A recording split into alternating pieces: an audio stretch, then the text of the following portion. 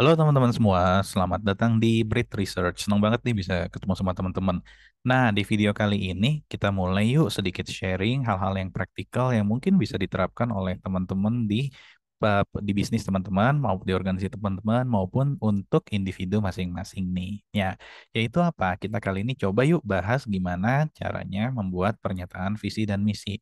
Mungkin walaupun klise, ini tuh seperti cukup penting ya untuk kita lihat lagi karena kadang-kadang pas dengan sibuknya kita di kerjaan dan juga bisnis, kadang-kadang kan kita suka lupa nih ya apa visi misi kita. Jadi kadang-kadang kita hilang arah, hilang tujuan, hilang motivasi. Nah, supaya itu nggak terjadi, yuk kita mulai teman-teman.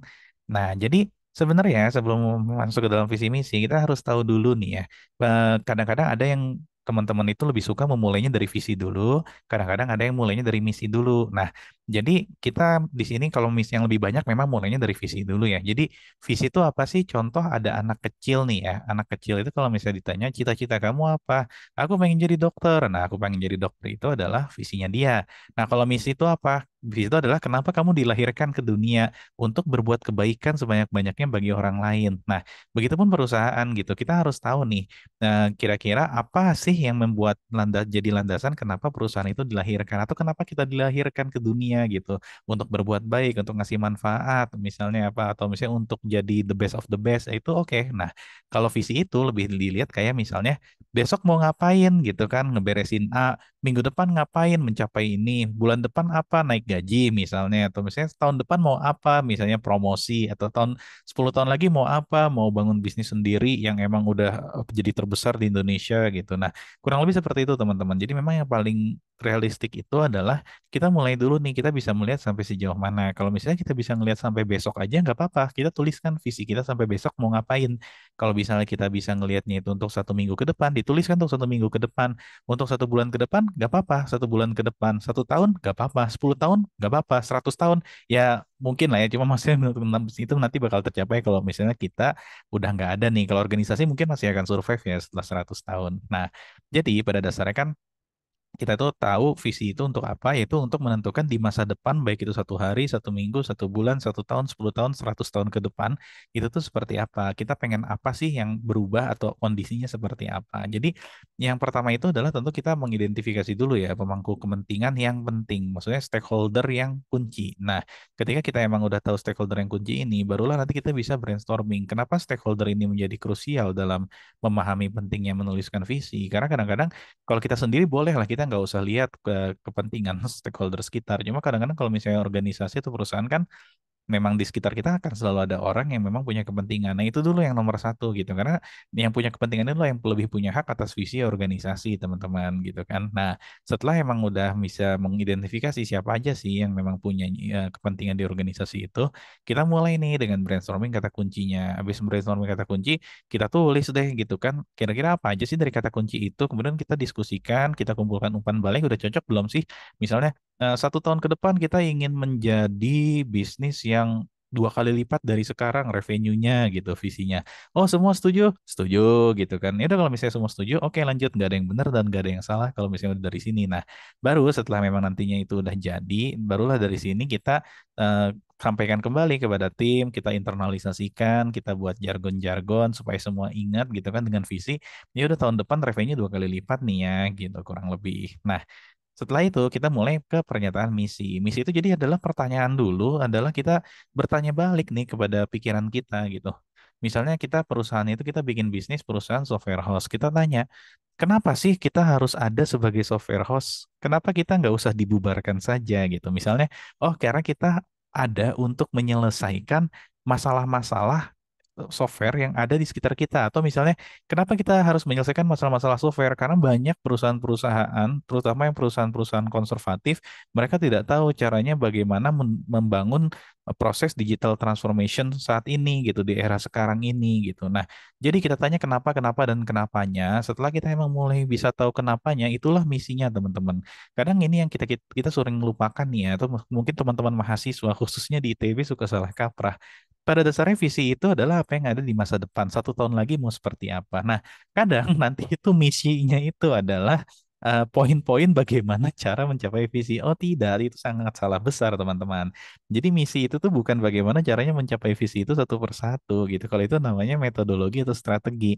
Misi itu pada dasarnya adalah apa sih yang menjadi why-nya, apa yang menjadi kenapa sih kita harus berada saat ini gitu. Kenapa kita nggak bubar aja? Atau misalnya kenapa kita harus hidup saat ini? Kenapa nggak mati aja sekarang gitu kan? Nah itulah kurang lebih yang menjadi landasan pernyataan misi. Itu harus ditanyakan juga seperti visi. Kalau kita udah bertanya kira-kira 1 tahun ke depan, 2 tahun ke depan itu mau seperti apa jadinya. Nah kita sekarang tanya balik nih gitu kan, refleksi yang lebih masa kini gitu. Kenapa kita sekarang harus tetap berjalan? Kenapa kita nggak berhenti aja sekarang? Jadi kata kuncinya adalah kenapa kita tidak berhenti? Kenapa kita harus terus berjalan? Inilah yang harus ditanyakan dan dituliskan juga. Dan seperti proses yang tadi, kita ngobrol juga dengan stakeholder-stakeholder gitu kan. Kemudian kita tanyakan gitu kan. Baru nanti dikomunikasikan lagi. Tentunya kalau misalnya kita berbicara dalam soal bisnis, misi ini harusnya tentu orientasinya adalah untuk pelanggan ya teman-teman ya gitu. Karena kalau misalnya bisnis itu untuk memperkaya diri, biasanya kan kadang udah bubarnya cepat gitu.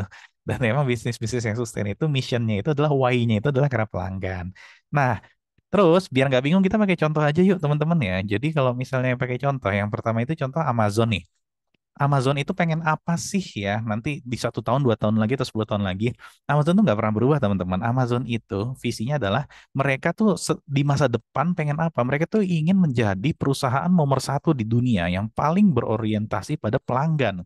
Jadi jelas nih ya teman-teman, ini menggambarkan masa depannya Amazon.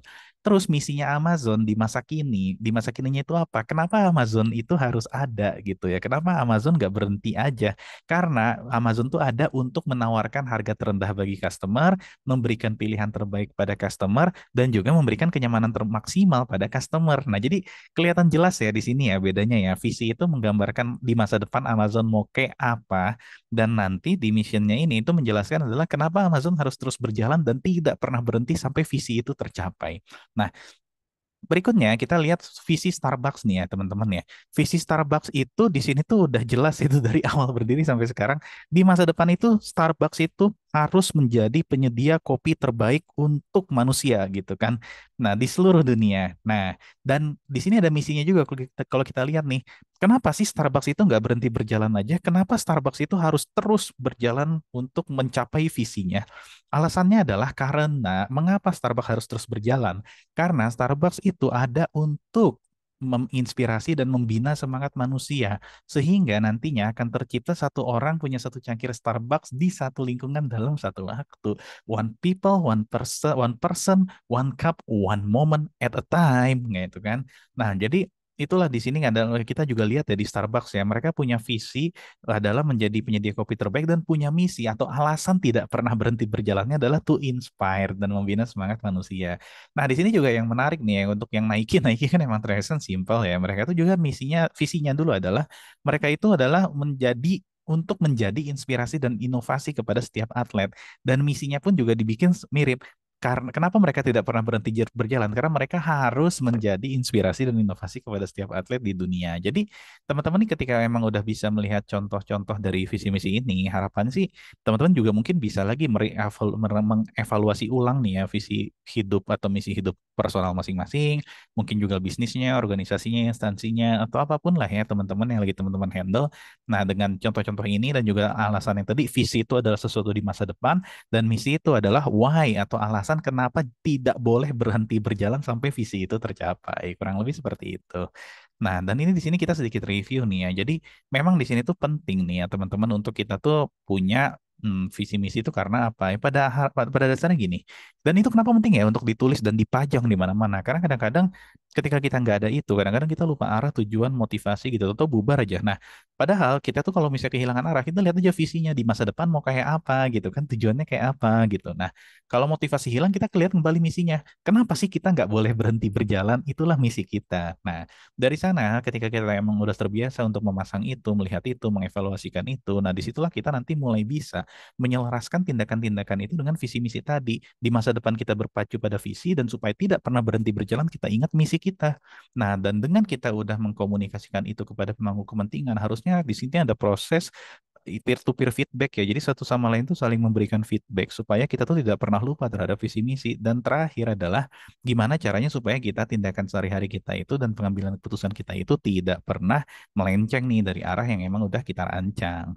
Jadi, kita berharap nih ya dengan kita sedikit sharing dan kita refleksi lagi hal yang mungkin terdengar klise, namun justru ini kadang-kadang sangat fundamental, jadi harus diulang nih ya.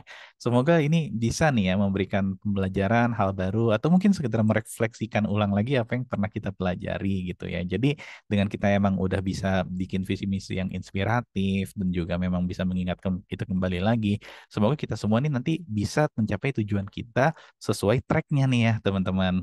Nah, mungkin itu aja dari kita, dari tim Bread Research. Sampai bertemu lagi mungkin ya di video selanjutnya. Makasih banget sudah menyimak sampai akhir. Jangan lupa untuk selalu share, like, dan subscribe. Dan kalau ada masukan, langsung aja tulis di komen. Kita happy banget nih kalau teman-teman ngasih masukan lewat komentar di sini. Oke, itu aja. Sampai ketemu lagi di video selanjutnya. Assalamualaikum.